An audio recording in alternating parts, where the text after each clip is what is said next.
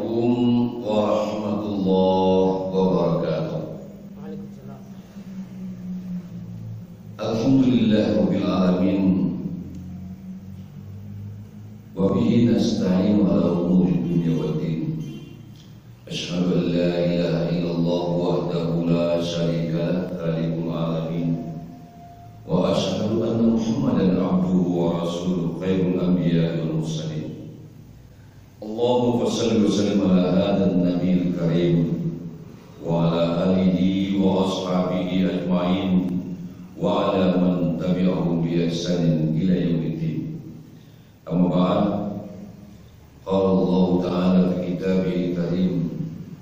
A'udzu billahi minasy syaithanir rajim. Bismillahirrahmanirrahim. Inna fi khalqis samawati wal ardh wa ikhtilafil laili wan nahari laayatin liulil albab. Sadaqallahul azim.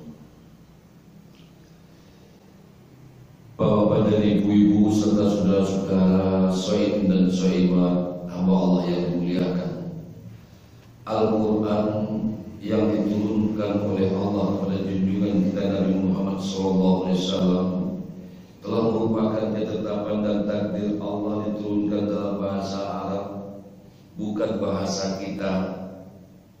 Oleh karena itu, untuk memahami isi Al-Quran itu sungguh jauh berbeda antara kita dengan orang-orang yang bahasa induk mereka, bahasa Arab mereka, bahasa Arab. Ketika ayat-ayat Allah turun kepada Nabi Muhammad disampaikan kepada para sahabat, itu sahabat tahu langsung artinya, sama dengan kita membaca tulisan artikel dalam bahasa Indonesia, langsung artinya tahu. Tapi walaupun demikian, ada perintah di dalam Al-Quran, tidak saja sekedar mendengar atau membaca Al-Quran itu, tapi ada perintah-perintah untuk mentadabburkan Al-Quran itu dengan ayat-ayat yang diperintahkan oleh Allah. Padahal mereka sudah tahu bahasa Arab, diturunkan dalam bahasa Arab, mereka langsung seperti kita membaca artikel atau tulisan dalam bahasa kita. Akan tetapi tidak sedikit ayat Al-Quran yang menyuruh manusia, terutama kecuali orang yang sudah berbahasa Arab dalam Al-Quran, untuk mentadabbur Al-Quran itu sendiri. Jadi apa bedanya? Ada beberapa macam membaca Al-Quran, mentafakuri Al-Quran, mentadaburi Al-Quran. Nah, seperti mentadabur Al-Quran itu seperti firman Allah umpamanya, A'udzubillahi minasyaitonir rajim. Afala yatadabbaruna Al-Quran walau kana min indi ghairillah lawajadu fihi ikhtilafan katsira. Nah, contoh ayat menyuruh tadabbur Al-Quran, ya. Maka apakah mereka tidak memperhatikan Al-Quran atau mentadaburi Al-Quran? Kalau sekiranya Al-Quran ini diturunkan bukan datang dari Allah, niscaya kamu akan melihat banyak pertentangan, kontradiksi ayat-ayat di dalam Al-Quran. Kemudian mari kita coba perhatikan ayat lain menyuruh tadabbur itu. Kitabun anzalnahu ilaika mubarakan liyadabbaru ayatihi wa liyadhakkaru ulul albab. Kitab Al-Quran yang kami turunkan kepada engkau penuh keberkahan, liyadabbaru, untuk ditadaburi, untuk ditadaburi, ya, ayat-ayatnya, dan untuk jadi peringatan bagi ulil albab. Nah, Bapak dan Ibu, shaimin dan shaimat yang dimuliakan oleh Allah, mari kita coba ayat yang lain, perintah atau katakanlah semacam dalam bahasa Arab namanya tasydid, sugesti, ya, dorongan untuk kita mentadaburi Al-Quran. Nanti kita bicarakan apa makna tadabbur. Di dalam ayat lain Allah mengatakan, afala yatadabbaruna al-Quran am ala qulubi aqfaliha, maka apakah mereka tidak mentadaburi, kita tidak terjemahkan dulu tadabur itu ya Al-Quran, ataukah hati mereka sudah terkunci? Masya Allah. Bapak-bapak dan ibu-ibu jamaah yang dimuliakan oleh Allah, As-Saimin dan Saimat rahimahullah, apa maksud dari tadabbur itu? Ada sebelum tadabbur itu tafakkur. Tafakkur yaitu memikirkan sesuatu yang diciptakan oleh Allah untuk mengambil pelajaran. Sederhana. Tapi kalau tadabbur itu memperhatikan sesuatu dengan penuh konsentrasi hati untuk mempelajari, memahami tentang sesuatu itu sampai bisa mengambil pelajaran dan natijah akhir dari sesuatu. Itu yang tadabbur. Nah, kalau kita bawa kepada Al-Quran, yang mentadaburi Al-Quran itu adalah menyimak atau membaca Al-Quran itu sepenuh hati untuk memperhatikan kandungan maknanya sampai dapat mengambil kesimpulan apa yang dimaksud oleh Allah dengan ayat itu. Banyak rumusan-rumusan tentang tadabbur itu oleh para ulama, sampai ada yang mengatakan seperti Ibnu Qayyim mengatakan mentadabburi Al-Quran artinya memperhatikan, mempelajari dengan sepenuh hati sampai mengambil natijah akhir dari maksud kalimat-kalimat yang diturunkan oleh Allah Subhanahu wa taala untuk jadi pelajaran bagi yang mentadabburi isi Al-Quran. Jadi kalau boleh kita rumuskan dengan bahasa sederhana, yaitu mempelajari isi dan kandungan Al-Quran dengan bersungguh-sungguh sehingga memahami makna yang tersimpan di dalam ayat-ayat itu, tidak sekedar seperti membaca terjemahan. Kalau membaca terjemahan, mari kita coba perhatikan dengan membaca terjemahan. Ada ayat di dalam Al-Quran, Qul a'udzu birabbin nas, ya, malikin nas, ilahin nas. Coba baca terjemahan dalam bahasa Indonesia. Aku berlindung dari Tuhan manusia, ya. Qul a'udzu birabbin nas, Tuhan manusia. Ilahin nas, Tuhan manusia. Antara Arab dengan ilah sama-sama Tuhan diterjemahkan. Tapi kalau mentadabburi sampai memahami makna kata-kata itu menurut maksud yang sesungguhnya. Jadi untuk kita yang tidak pandai bahasa Arab, masyarakat kita memang bertambah pekerjaan. Bertambah pekerjaan untuk mentadabburi itu. Nah, ada anjuran ulama, karena memang kita tidak tahu dengan umumnya masyarakat kita tidak tahu bahasa Arab, untuk mendapatkan tadabbur isi Al-Quran itu, bagi kita yang tidak mempelajari atau tidak memahami bahasa Arab, berulang-ulang dengan sepenuh hati, artinya menghadirkan hati ketika membaca ayat itu dan membaca terjemahannya dengan sampai menghadirkan ayat itu seolah-olah Allah sedang berbicara dengan kita seperti itu. Dan dilakukan itu berulang-ulang. Nah, ini tahapannya, dilakukan itu berulang-ulang sehingga dengan merasa dekat dengan Allah, kita hati itu dihadirkan kepada orang yang menurunkan ayat itu. Disinilah Allah menunjukkan, memberikan pemahaman dan buah dari tadabbur itu pemahaman tentang ayat itu sendiri, sehingga kita merasakan ketika membaca ayat itu, walaupun hanya tahu terjemahannya, tapi dengan membaca berulang-ulang dan menghadirkan hati, perasaan sepenuhnya untuk bisa mentadabburi isi ayat-ayat Allah itu, disinilah Allah yang menurunkan Al-Quran dan Allah yang Maha bersifat kasih sayang itu memberikan pemahaman. Nah, jemaah yang dimuliakan oleh Allah, seperti yang saya katakan tadi, ada sebuah kisah. Pada suatu malam Rasulullah SAW dari bawah Allah. Subuhnya pagi Rasulullah terlambat datang ke masjid. Setelah Bilal berabad azan. Kemudian jamaah sahabat berkumpul, sudah ramai, sudah panjang waktu subuh masuk, Rasulullah belum juga datang. Akhirnya sahabat-sahabat khawatir, ini ada apa dengan Rasulullah kok belum juga datang? Biasanya Rasulullah kan rumah beliau sampai masjid, kemudian Rasulullah masuk, Bilal kamar untuk sholat subuh. Kali ini enggak, Rasulullah belum juga datang, waktu sudah panjang. Akhirnya mereka sepakat, ada yang diutus melihat Rasulullah ke rumah beliau. Maka yang diutus melihat itu adalah Bilal bin Rabah. Lalu Bilal bin Rabah berangkat ke rumah Rasulullah. Sampai di rumah Rasulullah, Bilal membaca salam. Assalamualaikum ya Rasulullah. Terdengar jawaban di dalam, Waalaikumsalam wa Bilal. Masuklah, pintu dan kunci lagi. Masuklah Bilal ke rumah Rasulullah. Lalu Bilal mendapatkan Rasulullah sedang duduk di atas sajadah, beliau menangis. Terlihat mata Rasulullah sudah sembab,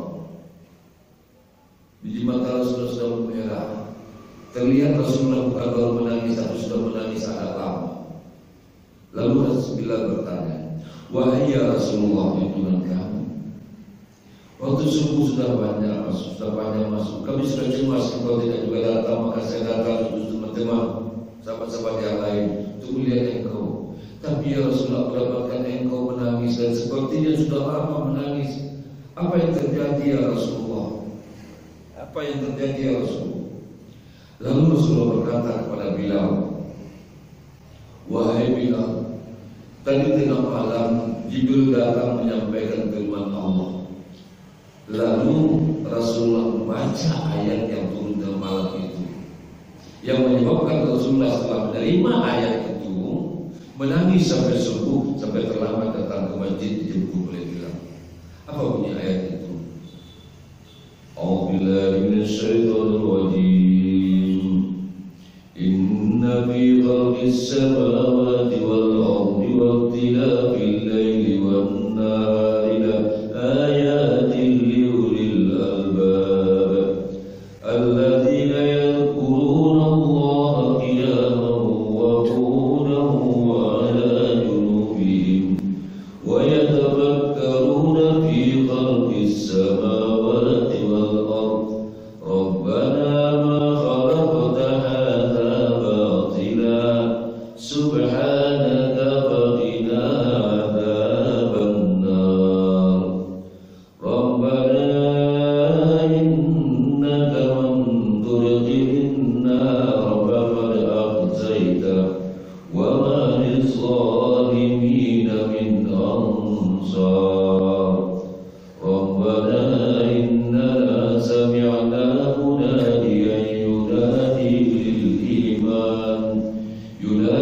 lil imani an aminu bi rabbikum fa amanna rabbana faghfir lana dhunubana wa kaffir 'anna sayyi'atina wa tawaffana ma'al abrar rabbana wa atina ma wa'adtana 'ala rusulika wa la tukhzina yawmal qiyamah innaka la tukhliful mi'ad.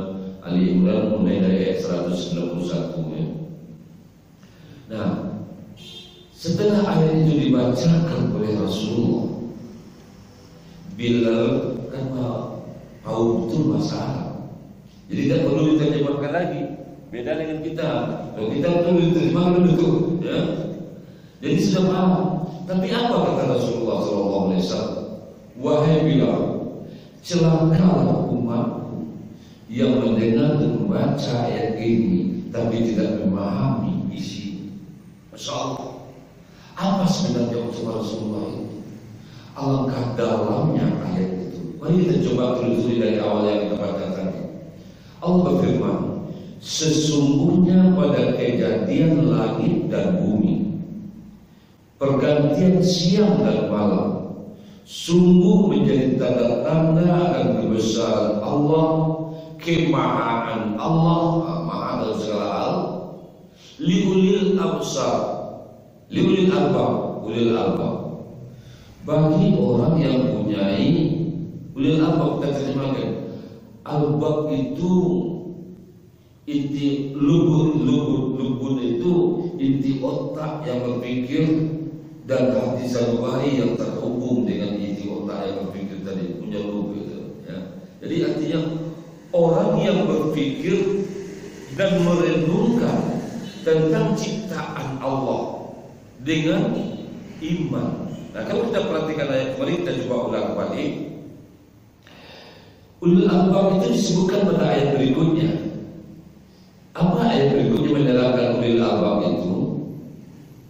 Alladzina yadhkuruna Allaha qiyaman wa qu'udan wa 'ala junubihim.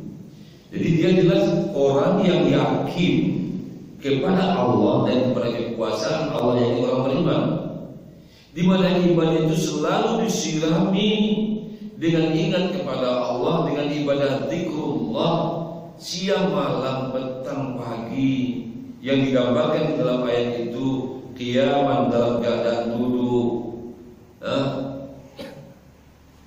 alladzina yadhkuruna Allaha qiyaman wa qu'udan, dalam keadaan berdiri, dalam keadaan duduk, wa 'ala junubihim, atau di atas pembaringan. Itu menggambarkan segala situasi dan kondisi. Di waktu lapang, sedang agak sibuk, dalam keadaan sangat sibuk, di waktu sehat, agak sakit, sedang sakit parah, ya.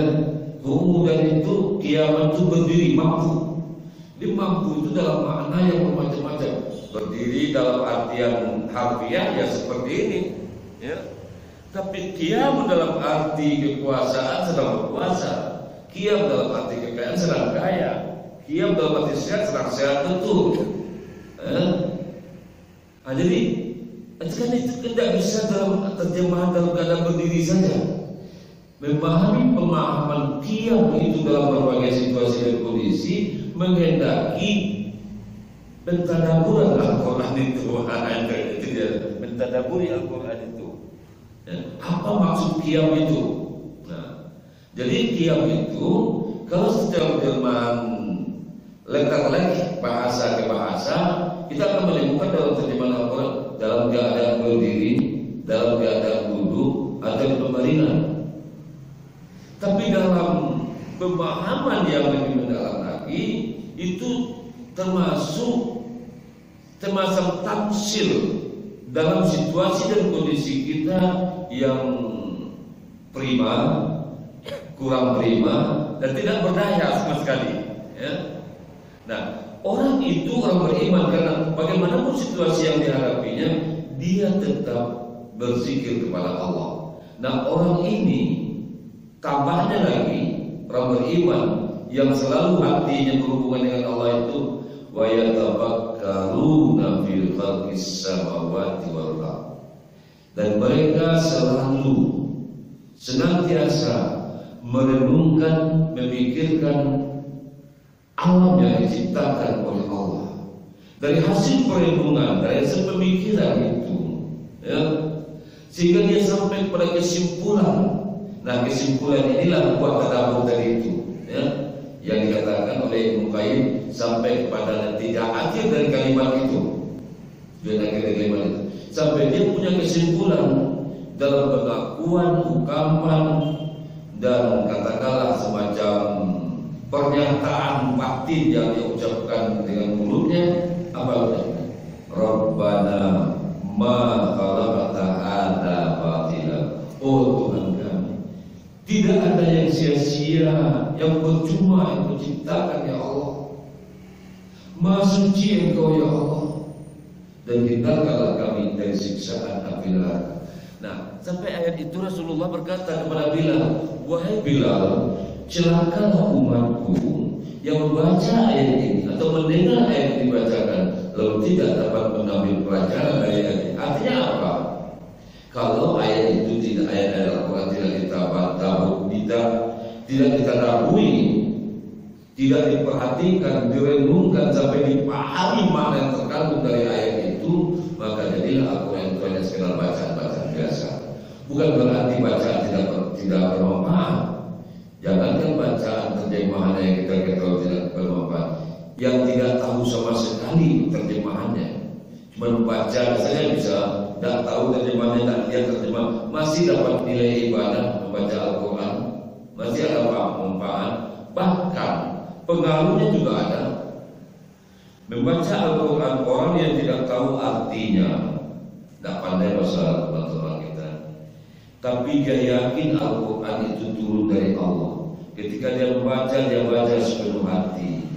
Begitu tuh setiap dia tilawah, walaupun dia tidak terjemahkan artinya, tidak baca terjemahan, itu pun akan berpengaruh kepada hatinya, itu pun akan berpengaruh kepada fisiknya.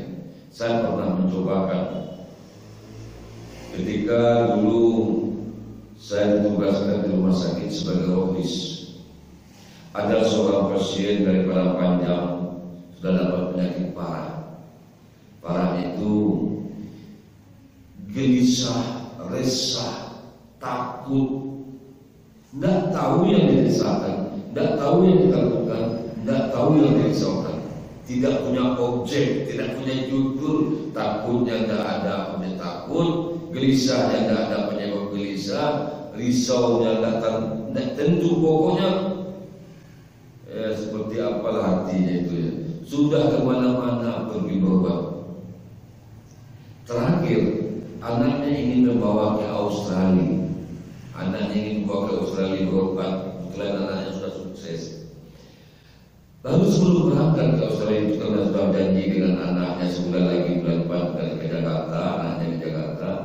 Lalu ada orang mengatakan, ibu cobalah bertanya ke ulama. Mungkin ada terapi atau betul di ulama, bagaimana sebaiknya. Nah, dia cari informasi, sebaiknya ke rohis rumah sakit Islam, kata orang. Maka dia datang ke rumah sakit dan akhirnya konsultasi dengan saya. Ini pengaruh bacaan saja, apalagi kalau memahami ya, kita lihatnya kejadian. Lalu setelah saya cerita, Bu, tolong ibu jawab pertanyaan saya dengan jujur, tidak boleh bohong, tidak boleh bohong. Ibu salat Pak. Terus ya cuma kadang-kadang terlambat, kadang-kadang sudah lewat waktu. Kalau sibuk betul kadang-kadang tinggal. Ini Pak. Ibu pandai baca Al-Quran. Telah diceritakan kisah dia itu kegalauan pikirannya. Bisa baca Al-Quran. Dulu bisa baca. Jadi sekarang kurang lancar lagi kita. Kenapa Bu? Tidak ada baca Al-Quran. Ya. Jadi ketika kecil-kecil dulu pandai baca Al-Quran, setelah itu Al-Quran khatam, tapi bukan khatam, dia katam Al-Quran. Kalau katam itu sembunyikan, itu beda bahasa. Khatam menamatkan, kalau katam Al-Quran menyembunyikan. Akhirnya saya katakan, Bu, di rumah ada Al-Quran, Bu, ada tape recorder. Waktu itu masih tape recorder, belum saya Android yang pakai YouTube sekarang ini, belum ada Android itu ya. Jadi ada Ustaz, ada kaset ngaji Bu? Tidak Ustaz. Bu mau melaksanakan apa yang saya anjurkan ini, kita coba dulu agak seminggu ini. Bagaimana itu Ustaz? Ibu pulang nanti, yang pertama ibu harus sholat di awal waktu. Dan dengan azan ibu sholat. Kalau bisa ke masjid, kalau tidak ke rumah di awal waktu, tidak boleh telat. Itu yang pertama. Yang kedua, ibu nanti di menjelang pulang tidak ke pasar, beli kaset ngaji. Nah, setelah itu nanti malam, setelah salat isya menjelang ibu tidur, redupkan lampu di kamar ibu, putar kaset ngaji itu, cukup ibu sendiri yang dengar. Duduk ibu di atas sajadah. Tolong ibu yakini bahwa ibu sedang mendengar firman Allah. Dengarkan itu terus. Dengar saya. Setiap malam ibu lakukan itu selama satu minggu ini, satu pekan ini. Setelah itu ibu kesini lagi, kita diskusi lagi, ada perubahan atau tidak. Subuh juga begitu Bu, selesai salat subuh, Bu putar kaset ngaji itu, dengarkan dengan hati, tidak dengan telinga saja, tapi dengan telinga hati. Dia lakukanlah itu selama sepekan. Sepekan berikutnya dia datang, yang dia katakan berubah wajah, tampak cerah. Apa kata Pak Ustaz? Alhamdulillah dan terima kasih banyak Ustaz, saya sudah hidup kembali. Tadi saya sudah telepon anak, sudah kabarkan saya tak usah dibawa ke Australia untuk berobat. Mama sudah sembuh. Cuma baru mendengar Al-Quran. Apalagi kalau membacanya. Nah, apalagi kalau mentafakurinya. Dan apalagi kalau sampai mentadaburinya. Tingkatnya itu cara Al-Quran itu dengan adabnya dalam keadaan wudu. Sebisanya usahakan menghadap kiblat di atas sajadah. Ya. Walaupun kalau kita harus di masjid kan bertingkat. Ya. Tapi kalau kita membaca ingin sampai kepada tingkat tadabbur, usahakan di rumah seperti itu. Kemudian hadirkan hati membaca ayat itu, merasakan bahwa kita sedang membaca surat dari Allah. Nah, hadirkan seolah-olah Allah, merasakan bahwa yang kita baca itu diturunkan oleh Allah sama pencipta. Dikonsentrasikan itu dulu. Nah, kemudian tahapan berikutnya adalah mulai mempelajari arti terjemahan ayat demi ayat. Setelah itu baru kita tingkatkan lagi baca satu ayat, cari, pelajari makna kata-katanya. Apa yang dimaksud dari kalimat ini di zaman sekarang itu sudah gampang untuk mencarinya, karena tidak bisa bertanya langsung kepada ulama-ulama, dijawab melalui YouTube ya. Seperti saya ketika lupa hadis tentang salat suruh, ya, lupa hadisnya, perawinya siapa, lupa hadisnya, perawi hadisnya. Saya tanya sama di Google, dalil salat sunat suruh Ustaz Adi Hidayat, keluar ayat hadisnya, nomor hadisnya, kalau kita minta lebih sekarang belajar sekarang ya. Begitu juga dengan ayat Al-Quran itu mentadabburinya. Jadi untuk ini memang membutuhkan waktu, karena ini bukan bahasa kita. Nah, membutuhkan waktu tentu menuntut kesabaran dan kesungguhan kita. Jadi ini tahapan-tahapannya.